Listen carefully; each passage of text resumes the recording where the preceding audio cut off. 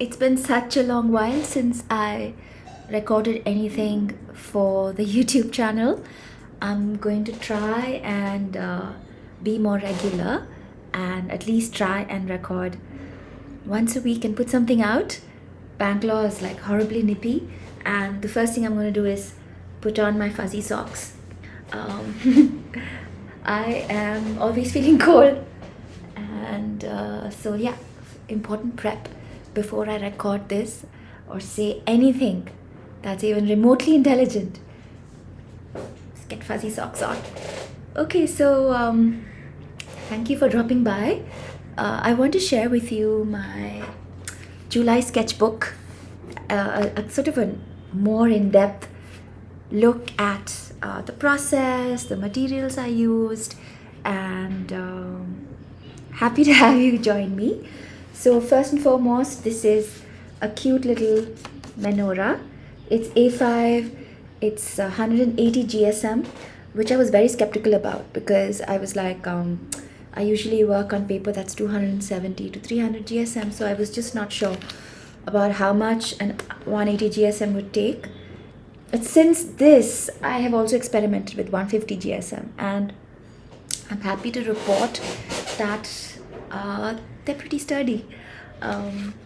So this is the Menorah, and I'm going to switch cameras and take you through the process, okay?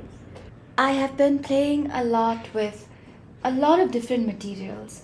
So this is a cardinal study that I did, and as you can see, I've been trying to work with a whole bunch of materials. These are Ecoline brush pens, and I got them in this set. So those are Ecoline brush pens.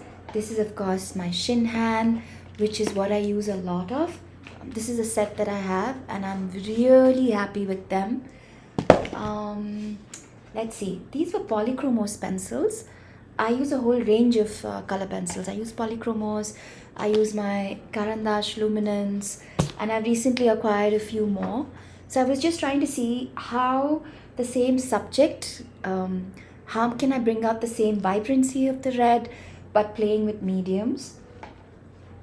And I was also, here again, I'm trying to layer gouache and see how that works. Also trying to see multiple birds instead of just drawing one.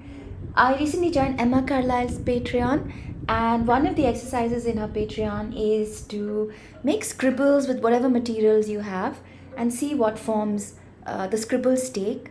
So I was just playing with all the color pencils and mark making, and these cute little Norwegian houses are something that Emma makes a lot of. Let me tell you about this. So Emma draws a lot of Norwegian countrysides and cute little Norwegian houses. They look so adorable. So that's what I was doing. I was also looking up countrysides. I went on to MapCrunch and was looking up what the countryside looks like. This is all mixed media. It's a lot of gouache. It's also color pencils. So combination of that. That's my dogs. You can hear Tinted and Leia. They're super happy to meet Lakshmi, who helps me with housework. And they howl like this to greet her. If you're hearing, that's what that is. So this is from MapCrunch. So what I love about MapCrunch is you go online and you can look up any place anywhere on the globe, and it shows you camera escapes, and you can swivel your camera and pick what scene you want to draw. This was something I was trying with, I've been looking at these Himi gouache, okay, and these jelly cups, they look really cute, but I didn't buy the whole set. I just wanted to see how good they are, and this is something that I made using that. And of course I've layered it with a whole bunch of color pencils and also my Shinhan gouache. I'm not too happy with the Himi gouache. It could be a limitation on my part. Maybe I'm not using it that well. This was from a book that Emma Carlisle had shared, and I just loved the composition of multiple birds. It was a vintage bird book. Along the same line, I continue to explore multiple bird compositions, and as you can see here, I've used this is a yellow-bellied waxbill, the red-cheeked cotton blur. How cute is it that it's called cordon bleu?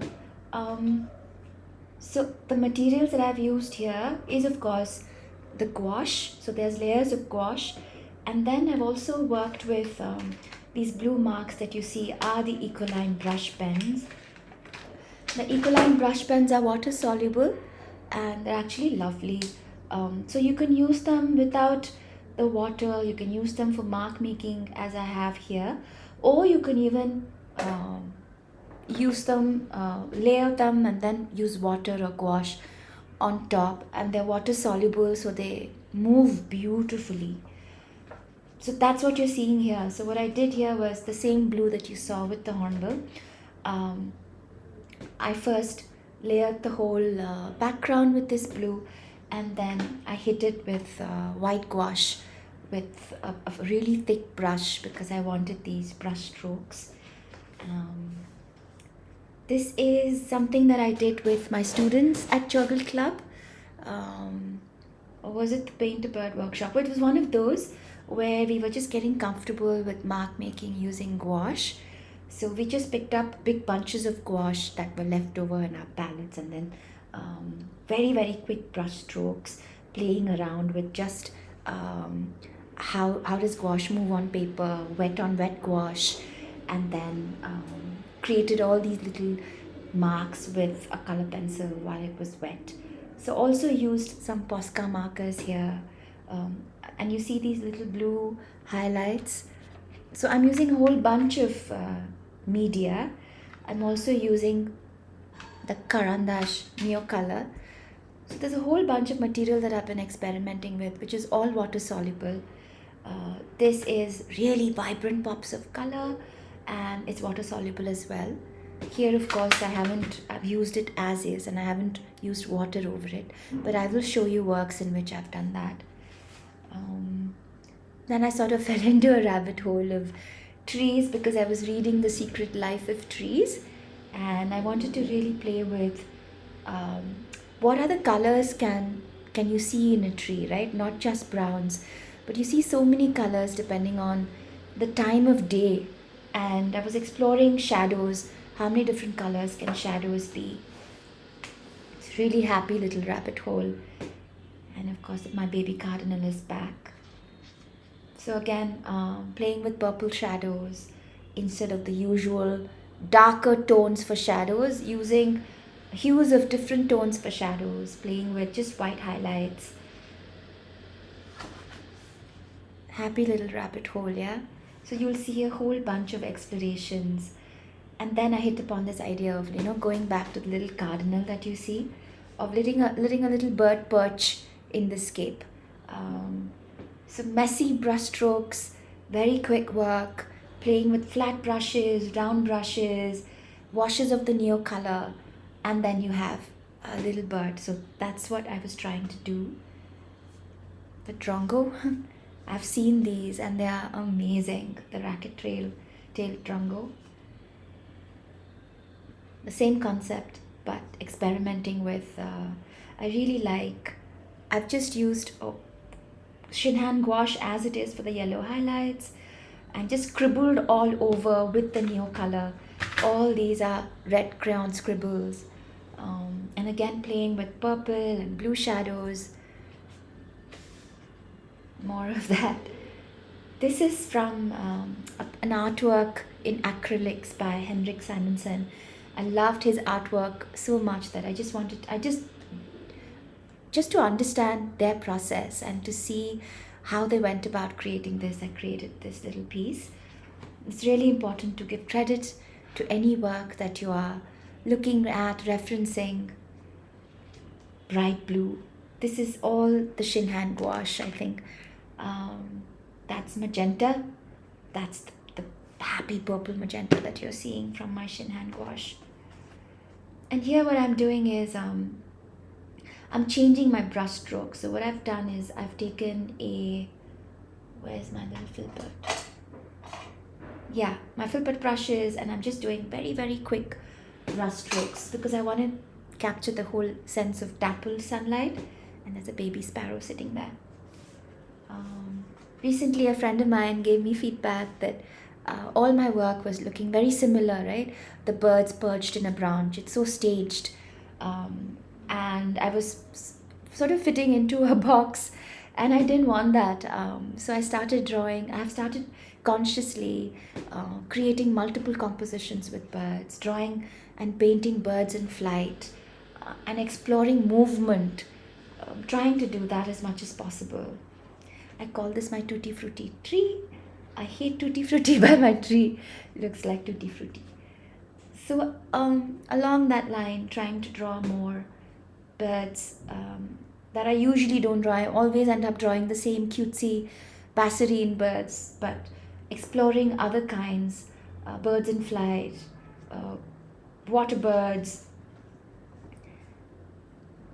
I really like this artwork, and I think it's significant in the sense that I really started moving away from just capturing every line and feather, but more of an impressions of color and form is what I moved into. So if you can see, there are so many mediums that I've used in this. I've used the Neocolor, I've used my gouache, I've used I think my Luminance color pencils, and all of that together to create this. And I'm just letting lines create a sense of the plumage of the vulture. And big tip for you all, I think it's every time you get your hands onto a new set of any medium, I think it's very useful to do a swatch test. Write down the name of the color that you're swatching. So by this time I had gotten my hands on Sitaram Stationers, went on a big sale, and I got my hands on these Derwent Inktense blocks. So they are just like concentrated powdered color, and they come in this very firm little block. So this is as is without diluting with water, and this is the same thing diluted with water. So they have a massive range. I just picked up a few that I thought that would be good for the kind of art I made. The other thing, the more newer edition, has been, which I've swatched here, has been the Derwent Graphite. These are water soluble, but they are graphite pencils. They're tinted graphite pencils. And I love how smoky they are, and they're not in your face bright, but more like just tones of all these colors. And this is something I made looking at Map Crunch. I wanted to explore snow, more of that. This is something in which I've just used color pencils and the Inktense blocks. Again, big nod and shout out to Emma Carlisle and her Patreon. Cannot recommend it enough. I'm just enjoying looking at all the work that she's put up, and learning so much from Carlisle's work as well, and then taking it forward so as to not be derivative or imitate her work, but really see how can everything, the process and the techniques that another artist uses, how can that flow into mine. So this is something I was struggling with, which is basically reflections in water. I do keep coming back to water. So along the theme of water, I saw another friend of mine, Shivam, who had made these gorgeous lighthouses, and I wanted to make the lighthouse too. So I looked up lighthouses in India, and this lighthouse is in Kerala, in Kollam. It's the Tangaseri lighthouse. And here again, the theme of water and looking at waves.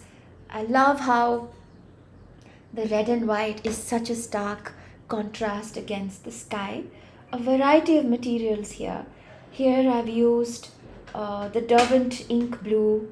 I have used some of the grays from the tinted graphite pencils, and I've also used the Neocolor blues. as well as the whites, gouache highlights and white. So a mix of mediums really to create this effect. Looking at Norwegian houses, I fell into a lovely little rabbit hole where I discovered the work of this photographer, Britt Marie Bye, who photographs abandoned houses in Norway.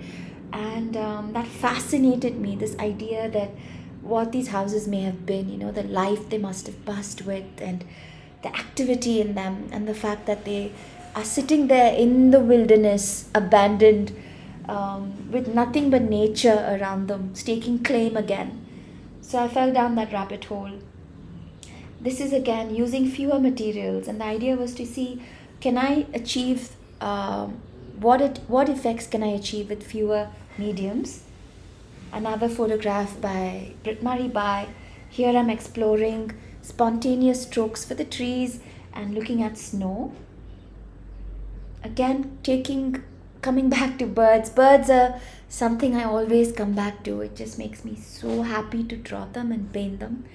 This is the great horned owl, and I've drawn and stitched this owl so many times. This owly baby features a lot along with the barn owl in my work. So I'm playing with brush strokes. What you're seeing in the background is, I think, a couple of things. It's black, it's the Derwent, I think, I'm not sure what this is, aubergine, I think. This is aubergine, I think. And also some rust. All of this, and then washes with gouache and water over it. And then layers again with more crayons on top, and just trying to be as spontaneous as possible. So water, I think, is what I was looking at. From what you're seeing is reflections in water, how water can have so many different colors, right? So often we limit ourselves thinking water is blue, but actually water is so many different colors. So I was exploring that, and also trying to see, look at this is the same bird, but when it opens its wingspan is when you see this absolutely gorgeous iridescent blue that's very, very characteristic of the Indian spot-billed duck. Also the little yellow spot on its bill. Down the same rabbit hole, barn owls landing, barn owls flying, trying to see wingspan, trying to create as much texture as possible. That's something that I think my work has grown to. A lot of textures and layers in the background. And moving away from rigid, chalky gouache, but to see really how can we make gouache come alive. These are song sparrows. And here's when another order came in. So every time a new material comes in, I quickly swatch it. So I recently got my hands on a lot of Tombows. Tombows are not water soluble, and they come in, I don't know, hundreds of colors. So I just got a few. They have a brush tip as well as sort of a pen tip. And this is asparagus, and asparagus, I think. Yeah, asparagus. I love the colors that they have. So because I wanted to work fast, I'm layering with, so if you see the wire-tailed swallow that I made here, this is pretty much entirely made with the Tombow. All of this is with the tan, the light sand, and the warm grey Tombows, with of course some color pencils, and this I think is some gouache involved as well. But the whole idea of working fast is something that works for me. I don't like I'm not very patient. Birds. Along the theme with water, I wanted to see, we were doing a lot of reflections in water, right? But I also wanted to see underwater scenes. So I started drawing the orcas, and I went into a little rabbit hole there. Again, playing with textures. I'm really taken with textures these days. I think this is going to definitely be a big part of my work. A lot of quick work. This is just, I think this is just gouache and Tombow and a color pen and one color pencil. So really fewer mediums to see what we can achieve with simplicity as well and fewer strokes. That's what these experiments are. And then when I get sick of doing minimal work, I do a little bit which is excessive. So put in a lot of strokes to balance things out. This is something I did live, the Brahmini kite, on one of my Insta Live. I'm trying to go on Insta Live, and you may have joined me when I looked at the sketchbook on Insta Live. But I thought I should do a longer version that for YouTube as well. So that's my July sketchbook. And quick recap, all the materials that I've used: the Derwent Graphite Tint, the Caran, Tombows, my Ecoline, Derwent Inktense, the Luminance, and my gouache. So not to say that, and I can't say this enough, right? And let me come back to you to say that.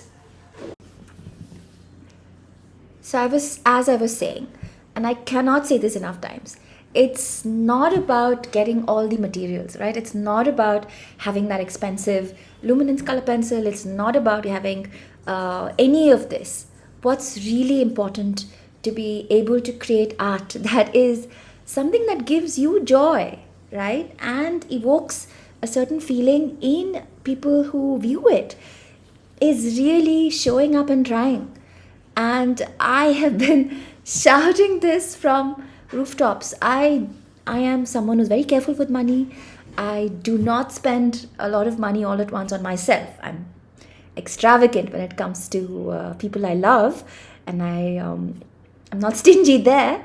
But when it comes to me, I'm a little cautious about spending money, okay? So I usually don't buy expensive materials, and it's only after, I think, 2 years of drawing and painting every day that I felt that it was okay to spend money on expensive materials. And that too after a lot of research, after really waiting to be sure, and first really getting comfortable with showing up every single day, my loves, at your table, at your little corner. Come rain, come sun, come code red, whatever. I mean, come shitty life experiences. Show up and draw and paint at least for 15-20 minutes a day. That's what gets you to really be in the flow, create joyful stuff, and finish sketchbook after sketchbook, because you're so motivated. And creativity is just a muscle. Skill is also something that you're not born with. And I'm just going to say this again. I hope this inspired you a little bit to start your own sketchbook practice. And honestly, go to your little stash, that cupboard, where you've stashed all those art materials and you haven't touched them. Get those out. All you need is a sketchbook, and get started. Let me know what you think of this little video, okay? You stay well, my loves. Bye-bye.